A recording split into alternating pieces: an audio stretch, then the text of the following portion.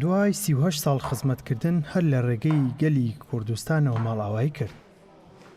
چونکە ساڵی 90ەکان بۆ یەکەم جار لە ڕێگەی کەناڵی گەلی کوردستانەوە قسەی کردو و زانیاری گەیاندووە و بانکی خوێنی ناساندووە.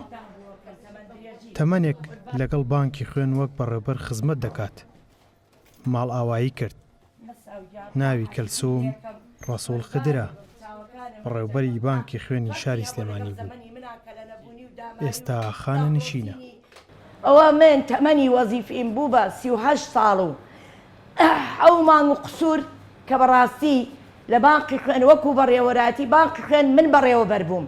الحەمدولله ئێستا خەڵکێکی باش کە وەکو کوڕی خۆمە شایستەی ئەو جێگایە من ئاڵ و گۆڕم لەگەڵ کاکۆچەرا کردووە. ئیشەڵڵا لە من زیاتر بەدڵسۆزیتر ئەی با بەڕێوە. نەوەتەکان بوو یان 92 بوو یان 93 بوو گەلی کوردستان. یەکەم کەناڵ بوو کە منی مقابلە کرد کە منی بە هەموو کۆمەڵگا و بە هاوڵاتی شاری سلێمانی ناسان، بانقی خوێنی ناسان بە شاری سلێمانی.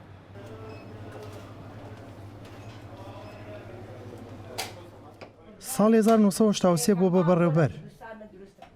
دوای تەمەنێک لە خزمەت خانەنشین بوو.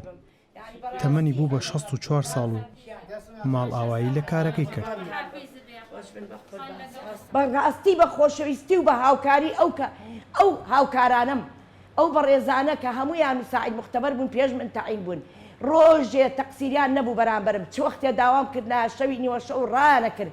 ئەیانون کەلسوم گیانیمە لە خزمەتی توایین. ئێمە وەکو خوشکێک حسابی تەمەنە بۆ ناکەین، حسابی ئەو ئاکەین خۆشەویستی ئێمەی هەچیەک بڕین لە خزمەتای. خەفارەتیانەگر لەگەڵ منە. الحەمدولله هەتا ئەم لەحزەیە بە سەرکەوتووی تەنانەت کتێبیان لەسەر من دەرکرد. فەرمانبەرانی سوپاسی هەوڵ و ماندووبوونی دەکەن.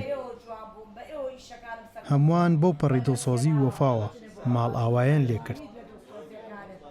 یەکێکە لە نمونەی بەڕێوەبەری دڵسۆز کە لێبڕاوانە خزمەتی کارەکەی کردووە.